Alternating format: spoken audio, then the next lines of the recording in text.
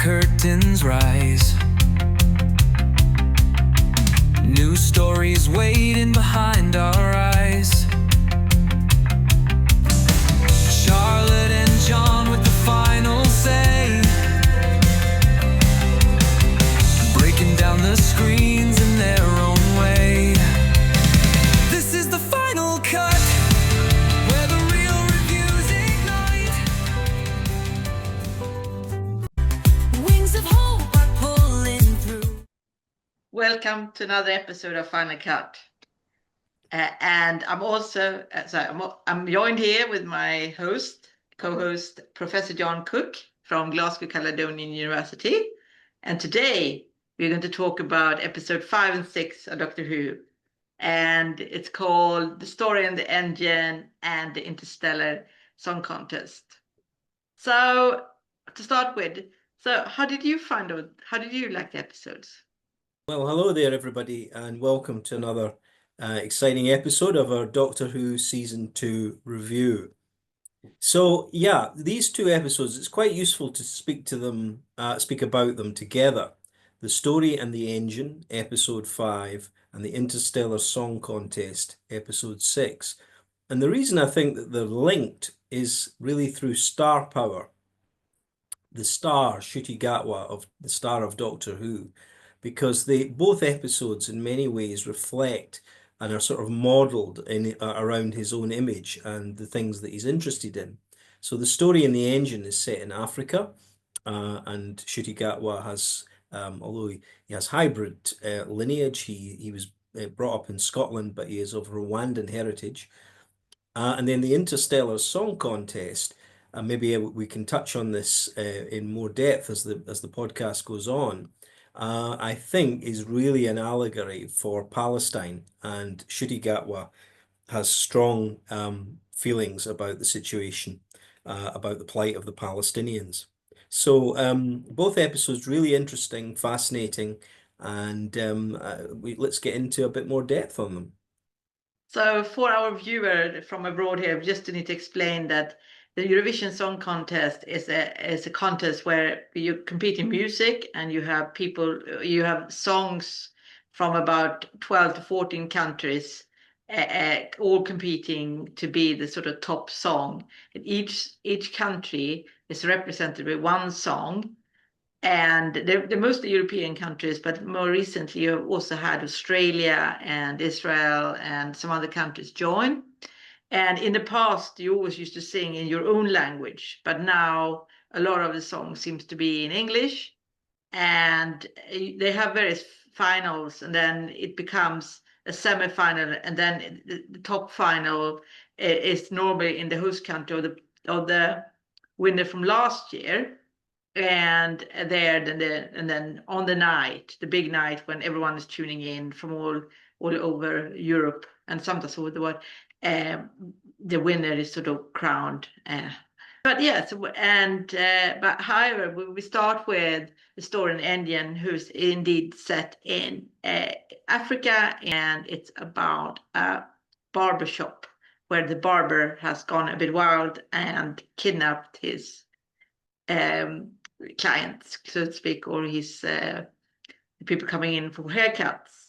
And my first question is then, so it's a lot about story, and of course I can imagine sort of African storytelling and storytelling as a whole. So how did you think this concept of storytelling was how effective was used, the plot device and the thematic element? Yeah, the strength of the episode, I think, was the emphasis on storytelling and a really interesting setting for this episode.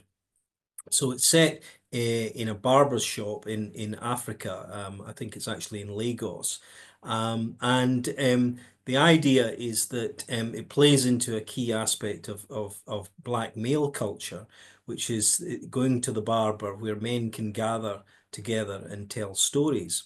And the episode was written by a writer called Inua Ellams, a British Black writer with links to Nigeria, who in 2017 had a hit play in England called The Barbershop Chronicles. And essentially, what has been done is the setting of that play in a barber shop where a bunch of black males gather and swap stories and anecdotes is transplanted into Doctor Who, so that suddenly we get a science fiction element to it. And in the actual fact, the setting in Lagos has the same cast that appeared, I think with one exception, that appeared in the stage version, the Barbershop Chronicles. So it's a very interesting hybrid episode, this, where it's sort of melding a theatre play setting with a typical Doctor Who science fiction spin in it. So I think the strengths of the episode are the emphasis on storytelling and a very interesting setting for a Doctor Who story, one that's never been explored before. Another great strength is the virtually all black cast. I think with the exception of a flashback scene, all the actors who appear in the episode are of colour. And so I think that's definitely a first for Doctor Who. I mean, quite shocking in a way that it's only since 2018 that we've started to see black writers write for Doctor Who or be invited to write for Doctor Who. In fact, Inoue Elliams is the first black male to have contributed a Doctor Who script. The previous three have been black females. So in that sense, The Story in the Engine, a very groundbreaking episode for Doctor Who. I must say I was really impressed by the set, how they, I mean, you almost feel as if you're transported into Nigeria, to Lagos, to a market there, to a bustling market. It was not after seeing Doctor Who's Unleashed where you could sort of understand that this was all set, whereas actually you almost thought that the production team had gone on a trip to Africa. So what do you think of the setting? How significant is the setting that the narrative is Lagos, Nigeria? Is it that they want to, is it a wish to portray African culture, do you think, or is it to wanting to enhance it to a bigger audience, or why do you think they choose Nigeria and Africa in this episode? Well, again, I come back to star power. I think, although Russell T Davies is the showrunner of Doctor Who, the show, Doctor Who has always modelled itself around the star actor playing the Doctor, to essentially have stories that reflect his particular kind of interests, and in a way so that will make something interesting and more powerful for the screen. I mean, a trivial example, far more trivial than the issues we're discussing today, is the fifth Doctor, Peter Davison, was a big cricket fan. So what do you know? Suddenly in Doctor Who back in the early 80s, the Doctor suddenly has a cricket garb, and in several episodes or different stories, he's suddenly revealed to have a great love of English cricket. So it's that idea of modelling around the star and reflecting the image of the star. Now, in this case, far more profoundly, you have the first Doctor its first Black Doctor. And one key line, which I think is done rather effectively at the start of the episode to explain suddenly that the Doctor appears in Nigeria, is the idea that he talks to his companion Belinda, saying that he acknowledges that he's the first Doctor to inhabit a black body, following all these regenerations, and therefore feels more comfortable within black culture, because there are still places in the world, many places that are racist, and where he feels slightly different. So that immediately sets up a story context for why the Doctor would feel so comfortable within black African culture. So the setting works well. The episode, I think, has met with quite high praise from a range of different critics, and I felt that there was a lot of strong aspects to the episode. However, at the same time, I did have reservations, things that I thought were a little bit not really fitting within the Doctor Who context, and I'm happy to go into these if you want a bit more, Charlotte. Sure. I must say, though, before that, that the gentleman that played the barber, I thought he was kind of fantastic. And what come on to my next question is, how do you think the Doc's interaction with the barber and Abena in this reveal different facets of his character, especially regarding past action and the consequences? And also, please do tell us about things you felt maybe was a bit out of place. Yeah, so the setting of the barber shop, a fascinating new angle for us to explore in Doctor Who and the power of storytelling. But at the same time, to me anyway, it felt a little bit too much like a theatre play. Once you were in that barber setting, there was a long scenes of just, a bunch of characters trapped in that setting. So in that sense, it wasn't very televisual. It was very dialogue led. Um, Another key weakness that I felt, perhaps arising out of the writer's background in theatre, was there's a classic line in or lore in screenwriting: show not tell. So, rather than Yeah. describe things and give the audience verbal cues, you actually show it. But in this episode, there was an awful lot of what Austin Powers used to call Basil exposition. A lot of expository dialogue telling us about things that we couldn't possibly know until people essentially explained this plot to us. And I have to say, watching it, and I watched it with my 14-year-old son, who's an avid Doctor Who fan, as you know, Charlotte. And he, like me, couldn't really understand it the first time. It needed a second watch to be able to actually understand it and appreciate it. So that is maybe a weakness with this particular episode. Yeah, I agree with that. And also sometimes I agree that I thought also the story was a bit too predictable. However, I just wonder, I wonder if the reason why they had to explain so much was because actually that it was quite loosely based on this play. So that if you had seen the play, you might have understood better of what the reference was, so that they sort of had to fill in the backstory for the audience. I don't know if that makes sense, yeah? Yeah, no, I think from what I understand anyway, from what I've read of the Barbershop Chronicles, the play is actually set in the UK and explores sort of blackmail culture in the UK. So I think it's only really the setting and many of the cast who appeared in that stage version who've been recruited to play in Doctor Who. But no, the story itself is about mythology and it's about the power of storytelling. So in that sense, it's a different concept and premise to the Barbershop Chronicles, albeit linked by this idea of black men telling stories to each other. But it's about, it's the story in the engine. It's a science fiction plot about the gods of storytelling needing to be fed. But that touches on another key weakness that I thought personally that maybe hasn't been brought out by other critics and commentators that I've heard, which is this notion that at one point in the episode, the Doctor says, you cannot sever the links between humans and gods. Humans need their gods. And I thought to myself, this is very strange for Doctor Who in terms of the 60-year history of the show, because the Doctor has always been a man and very occasionally a woman of science.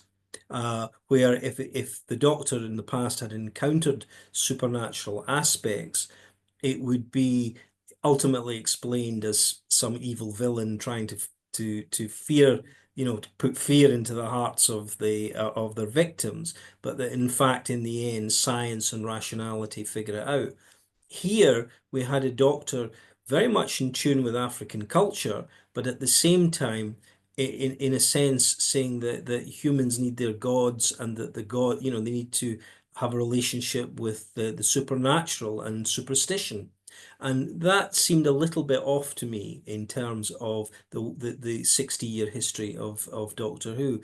So this touches on aspects which I think is true of both the episodes that we're reviewing today, of aspects of the show that are kind of slightly jarring in terms of the history of Doctor Who. Very strong episodes and very interesting stories and revelations and plots, but having that, whether it fits into the Doctor Who mythos, perhaps it's the Russell T Davies Shurigatwa era is taking us too far away from the way that the Doctor has traditionally been written. But could it not be? I don't know. Maybe my kind of guessing, but could it be that Disney could have an influence there? Because Disney in the story they have a lot of gods, and it's a lot about mythology. I just wondered if they were trying to sort of link it up with Disney kind of mythology. Maybe just a guess. Anyway, I wanted to move on to talk about the production design because that was another thing I thought was great, and this. So we know that the barbershop here is both a sort of familiar but also a spaceship. So how do you think the production design contributes to this duality, and what do you think challenges it to? Well, the production design is great. I mean, on both, you've talked about Disney on both this episode and Interstellar Song Contest. Fantastic production design. When we move outside of the barber shop and see actually that the barber shop is being carried on the back of a giant sort of scary robot spider, no expense has been spared in that respect.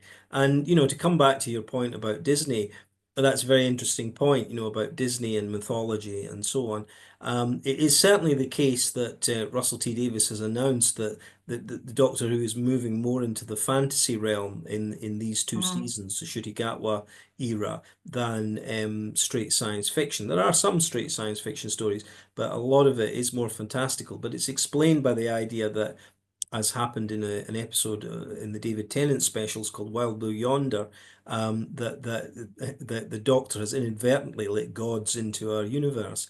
But I don't have an objection to that. But it's the idea that the Doctor himself would somehow say that we need our gods, and to me that seemed a little bit off. But yeah, absolutely agree. The production design is first rate. Okay, so so if that often, how do you think this episode fit with the broader content of Doctor Who's exploration of identity and mythology? Because I feel that there has been quite a lot of talks about gods recently, but in terms of, remember we had God of Light and God Yeah, of, that's right. yeah. Oh yes, the gods are invading the universe, and I think we're about to that's going to reach a crescendo in episode 7 and 8, which is the two-part season finale for season 2 of this rebooted Doctor Who. The two episodes are Wish World, which is coming up on May the 24th in terms of original release date, followed by the final episode, the finale. So the Reality War, it's called. So yeah, it's happening, and the gods are around, and so the theme of the gods is consistent. It was just the way in which the Doctor dealt with it. But moving on, there was also in this episode the introduction of the fugitive Doctor, a return of an old character, again fitting very much within the Black Cast theme, because the fugitive Doctor, as revealed in the Chris Chibnall era, is a sort of predecessor to what we originally thought was the first Doctor, played by William Hartnell in the 1960s. But again, there seemed a giant plot hole there for me, because the Doctor seemed to remember meeting a character as the fugitive Doctor, but the idea, the original premise anyway, was that the fugitive Doctor had been blocked out of the Doctor's memory. So again, there was a giant plot hole there. So it suggests a slight disregard for the canon of the show at the moment. This also continues into the Interstellar Song Contest, which we can perhaps move on to. Yeah, so just before we move on, there's a funny question. So what has been the critical and audience response to this episode? And what does it indicate about the direction of the series? So I felt that what I came across was that maybe not super positive response, but what did you read, and what did you find out about the audience reaction? Well, I think in terms of pure ratings, there was a slight bounce from, I think, about 1.5 million in UK viewers. This is viewers in the UK on overnight ratings. So this is not counting streaming ratings yet, which is yet to be totaled up and released publicly anyway. But I'm talking about overnight ratings. So Doctor Who, as we've touched on before, is troughing with very low overnight television ratings. This show had a slight bounce of about sort of 90,000 viewers, I think, to about 1.59 million. However, the Interstellar Song Contest gained another million viewers, Wow, that's suggesting nice. that well, we can perhaps come on to why that Yeah. is in a minute. So that's been the raw ratings data, but in terms of critical and audience reaction, as I said earlier, the story in the engine has been very favourably received. Well, okay, let's move on then to Interstellar Song Contest. And as a Swede, I was really excited, sort of remember, no, well, I didn't remember, but the reminiscence of ABBA in the 1974 winning this Eurovision Song Contest with Waterloo. However, so I thought I was really looking forward to this episode, and it didn't disappoint. I thought it was great. However, what was your first reaction to the Interstellar Song Contest? Did it capture the spirit of Doctor Who and Eurovision? Did you think? Well, it was certainly a lot of fun, and we need to explain to perhaps our listeners and viewers who are outside the UK. Charlotte, at the very beginning, you set up a very good introduction of what the Eurovision Song Contest is. But the key fact with this episode of Doctor Who is that it was aired in the UK on BBC just before the Eurovision Song Contest went out live at 8 p.m. Saturday night, Saturday the 17th of May. So Doctor Who was shown 50 minutes earlier, starting at 7:10. And so the episode had been conceived as being an episode that would precede the Eurovision Song Contest and, in that sense, provide a sort of Eurovision night for BBC television. Now, there was a little bit of a worry on the production team's part because prior to Doctor Who in the schedules was the soccer FA Cup final. And if that final had overran, then because it's a live event, then Doctor Who would have to be junked from the schedules and moved to another BBC channel. Fortunately for the team, that did not happen because the FA Cup final finished on cue at the right time, which allowed this episode to air exactly as planned, 50 minutes before the Eurovision Song Contest. So it's hammocked between two live events. And in terms of our ratings discussion, that explains why it got a bounce of a million viewers. So it's called, in the TV industry, it's called hammocking, where you have two successful programs, in this case, two live events, and you put a program in the middle, and that program will both gain from those who had tuned into the FA Cup final, and it also gains from those who are beginning to switch on to get ready for Eurovision. So I think that, rather than necessarily the intrinsic quality of the episode, accounts for the ratings bounce of a million viewers. But coming back to my second question, do you think the episode in itself, which I thought was great, really entertaining, but do you think it captured the spirit of both the spirit of Doctor Who and Eurovision? Certainly captures the spirit of Eurovision, although with quite a dark political story underlying it. And again, coming back, I think, to Ncuti Gatwa's support of the Palestinian cause. In terms of your question about Doctor Who fitting in with the canon, it was very much with this episode, yes and no. It seemed what they were doing was introducing old characters from the past of the show. The villain, the Rani, which is revealed at the very end of the episode, so spoilers. But that is an old Doctor Who villain that is returning to be the big bad, if you like, of this particular season. And also for me, most poignantly, and I'm just amazed they've never done this sooner, they've brought back the Doctor's granddaughter from the original William Hartnell era, who is making at the very least, a cameo in this particular episode. The actress herself is now 80 years old. So we've got this rather ironic juxtaposition of an elderly lady playing the granddaughter of a young black actor. So that's kind of interesting.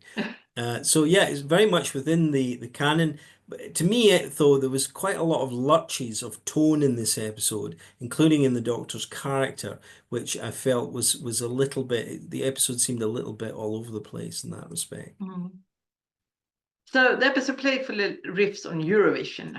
What do you think this Doctor Who episode says about the importance of music, and particularly in the spectacle in popular culture? This idea that the role of artists and music has in popular culture. Yes, well, I think the episode is a celebration of Eurovision in that sense, particularly its resonance in certainly the last couple of decades. Its embrace, gay culture, LGBTQ Camp and plus culture has embraced it, and it's certainly true that with a gay actor in the main role of Doctor Who and a gay showrunner, that there is the LGBTQ plus feeling of this, iteration of Doctor Who has never been stronger. So, for example, you had in this current episode a gay couple that was suddenly got roped into the Doctor's adventures and what have you. So, Eurovision, I think, was celebrated in that sense. But coming back to the darkness of it, we also had underlying it.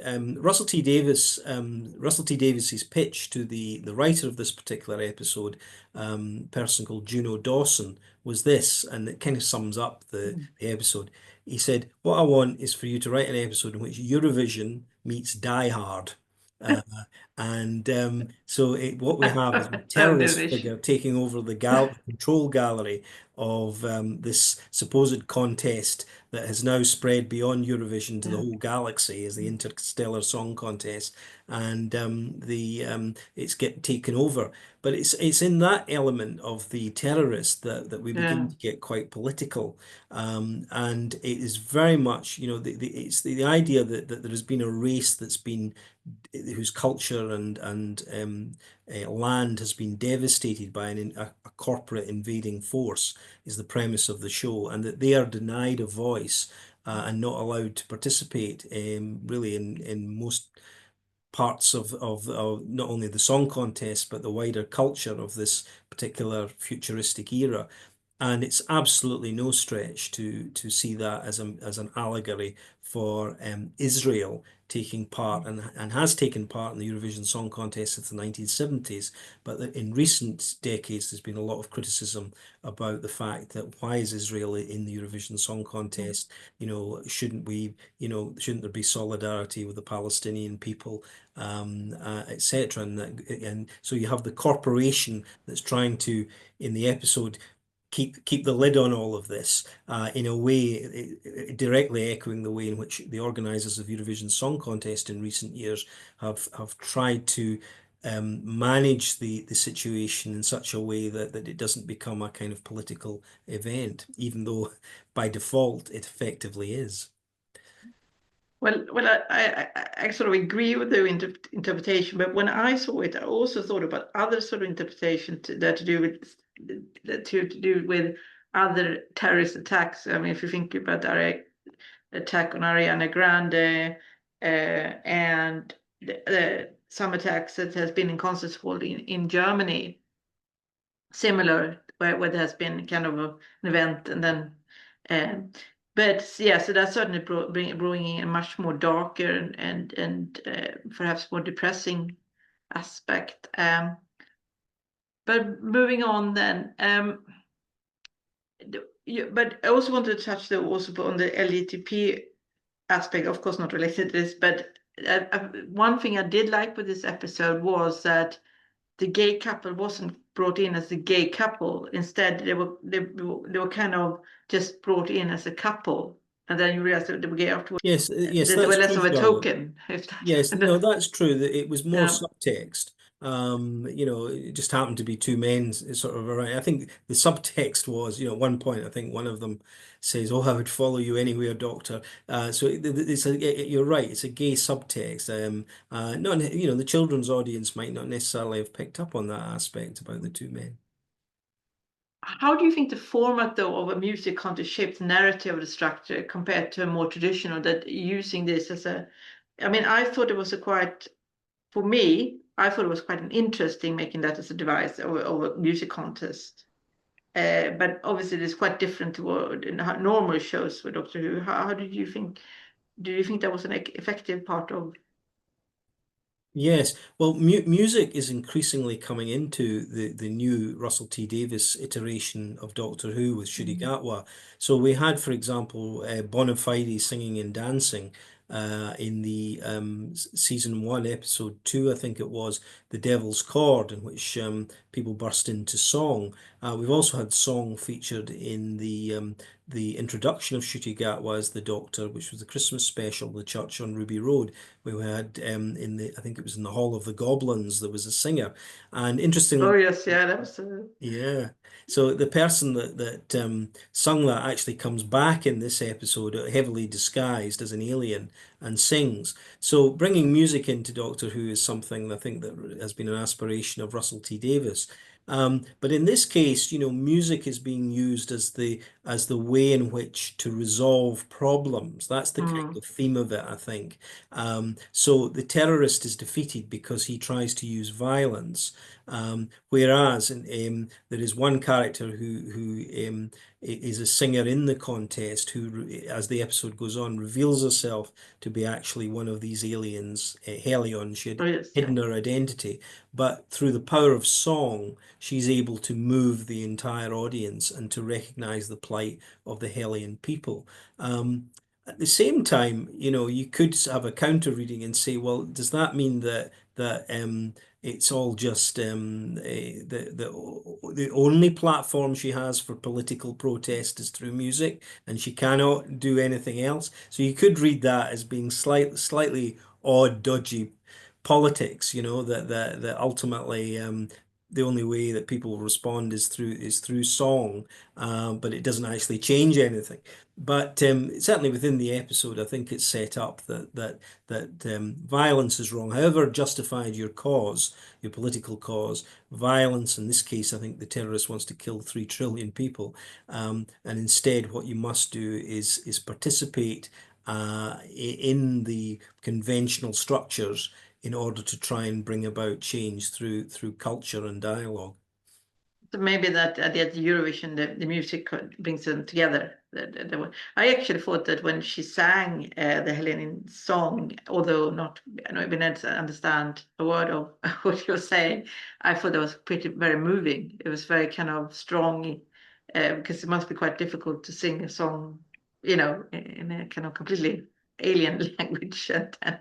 But yeah, so that was moving. So maybe, but coming back to then this about songs and music. So how did you think that the antagonist uses sound waves to feed on emotion and life force? How does that fit into the classic Doctor Who villain archetype? But also this, but the fact that they're using sound waves, given coming back to the previous two episodes where they were the Lux, where they used light. I mean, it's like that Yes, just kind of connects the episodes a bit, I think. yes, that's an interesting point. The elemental aspects, we're getting quite basic territory here, light Mm. and now sound. Sound ultimately trying to being used for evil purposes, and that's defeated by the Doctor, and but alternatively, sound being used positively through the singing of the song in the contest.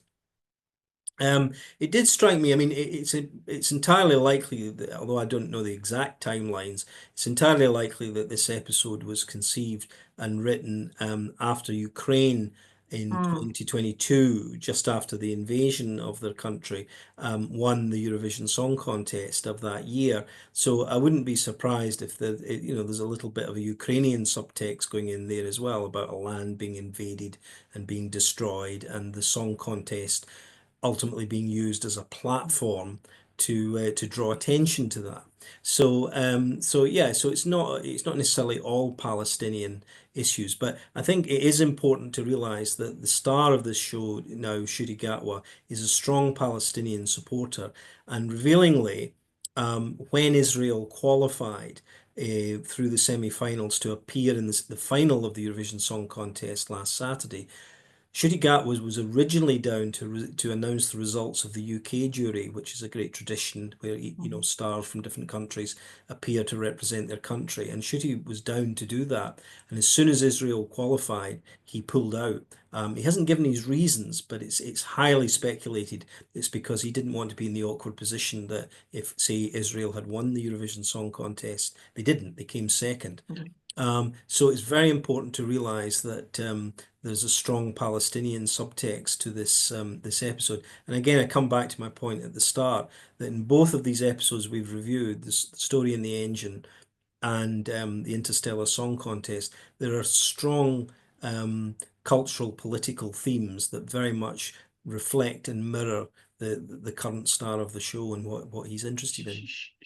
Sure, I guess we as just say that this is speculation, but I also think that yeah, I agree. As you said, it could be that, but it could also be an oppressed, like an oppressed, any sort of oppressed nation as a metaphor of a wider theme of an oppressed nation. Like, I mean, if you brings, for example, Sweden with the Lapps, like with our native population, the oppression of the native population by the more by the other part of the population. Do you see what I mean? And Sure. Yeah. but coming back then to the episode, if we look at just the quality of episode itself, so how did you find the episode's visual and musical creativity in terms of costume performance? And I think I was really impressed. I mean, when I saw this Doctor Who sorry, the companion show, when they talked about the fact that they had to create all the music and they all created all the costumes, and I must say, it was really impressive. That to me, it very much looked, even though it was alien, it looked very much like something that could have passed for Eurovision. How did you find that? Absolutely. And, the special effects, this is where, Disney has really Mm. um, upped the ante in terms of the budget. I mean, the sequence where the Doctor, along with most of the audience of the Interstellar Song Contest, finds himself blown out into space where they have to float around. And I think it's in the story, it's supposed to be about 150,000 people. You actually do see, a mass of bodies, the special effects is almost well, pretty much is movie quality now. Yeah. So that is, no question. It was a very strong episode visually. And in that sense, it was more of a visual episode than the bulk of the story in the engine.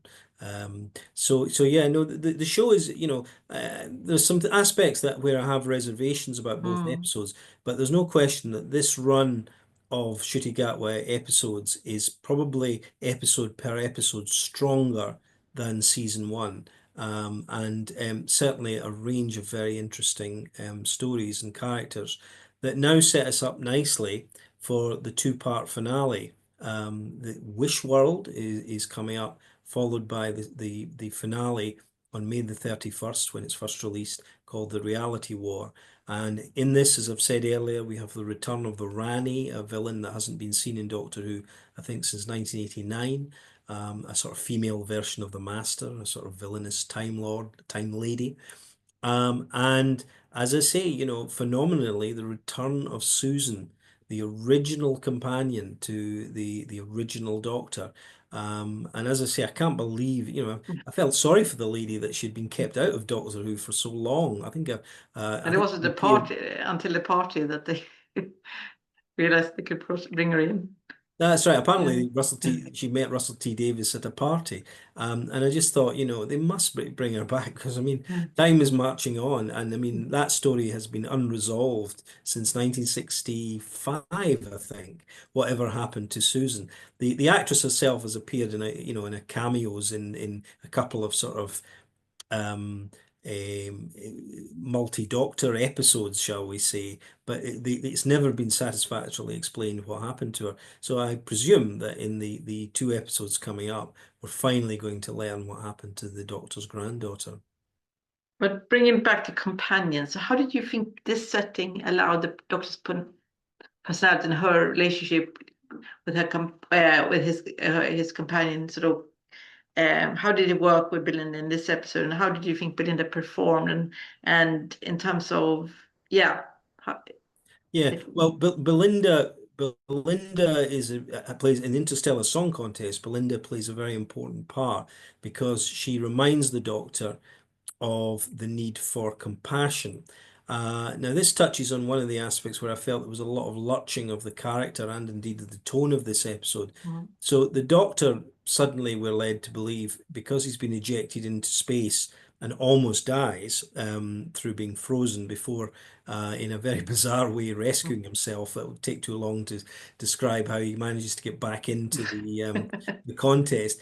But after that, he suddenly becomes villainous himself. He says, yeah, I've had a little bit of ice in my heart," he tells the terrorist. And at one point, about the end of the episode, he starts to torture yeah, the terrorist. Now, we've seen the dark side of the Doctor before, but I don't think we've, ever seen the Doctor lurch into genuine evil. mm, And certainly there are elements of that torture sequence that are quite strong.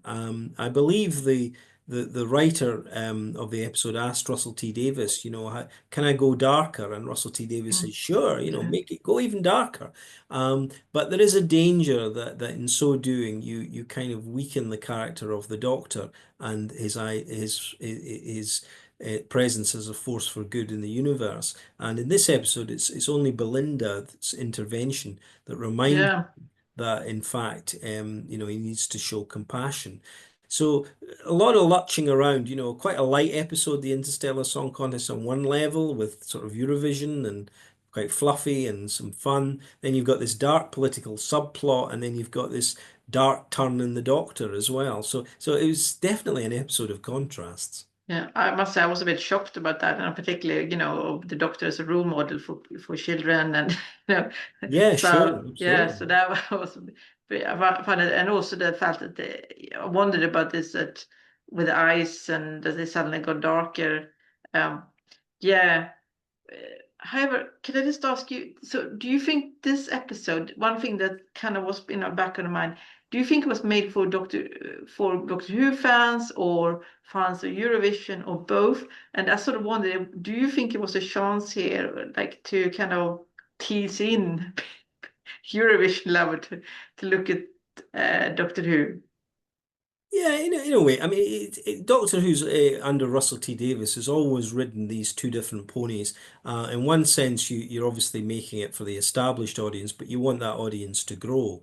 And of course, one of the great concerns, I guess, of the Gatwa run is that that audience has not been growing. It's not even been Hmm. staying level. It's effectively declined to a sort of, a sort of low point of about 1.5 million overnight viewers per episode, with maybe another 500,000 catching up on streaming. That I'm talking purely in the UK terms because Disney Plus does not release its global streaming figures. Unfortunately, it would be interesting to find out. So we've got those issues, and so yeah, of course, putting it, bringing Eurovision in might bring a new audience to Doctor Who, but I do feel that in many ways it's the strong LGBTQ plus theme. Thematic that now runs through this iteration of Doctor Who means that it's a bit of a no-brainer for them to bring in bring in Eurovision to Doctor Who, Yeah. because both are seen as British television institutions or institutions that the BBC have traditionally, in the case of Eurovision, BBC were one of the pioneer countries in setting up Eurovision. I know the British often disparage the contest, but in fact, it is a British television institution just as much as Doctor Who is and has been. So. Well, in Sweden, Eurovision is very much loved. It's a big sort of family celebration. Everyone sits in front of the television. However, my final question here then, where do you think Interstellar Song Co- Interstellar Song Contest sit in the broader tradition of musical and high context concept episode in Doctor Who? Do you think it's kind of fits in or is slightly odd, or how did you think Well, the episode is? it fits in. Actually, one of my fears going into the Interstellar Song Contest was, oh, I hope they don't all sing and dance again, because I felt that had been done in The Devil's Chord. And Okay. while it was an interesting episode, that episode one, season one, episode two, it would be repeating themselves to have another song and dance spectacular.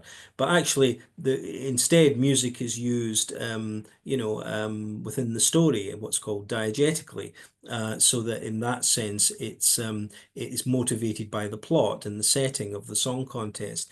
So, in that sense, it wasn't too jarring. It was within the tradition of Doctor Who of visiting alien worlds that have some relationship to our own current present. Um, in some ways, perhaps. Similar to an episode called Bad Wolf from Oh, yes. original Christopher Eccleston run of the rebooted Doctor Who, which I think was episode 12 of the first season, where the Doctor lands with his then companion Rose in some kind of futuristic reality TV show that seems to be quite oddly modelled on Mm. Big Brother, the worldwide current reality franchise. So again, it's that it fits in with that tradition of Doctor Who riffing off a current television and extrapolating it way into the future. Well, I thought it would have been more alien dance, to be quite. I sort of missed kind of more, but most alien figures been dancing. But hey Mhm. ho. Is there anything else you wanted to add to our viewer before we leave today? Oh, I think no, I think we've had a good old chat about this and covered the main points. All I would say really is that this is all by way of prelude to the two final episodes of this season of Doctor Who, Wish World and Reality War. And I'm sure we'll be back soon to review both of those episodes and to give our final thoughts on this very interesting second season of the Ncuti Gatwa era. Well, with that, thank you very much for following us here and in this episode. And as always, please subscribe or follow our channels. And also, if you do have any questions or anything you want to say, please text us. And otherwise, we'll see you next week. And thank you.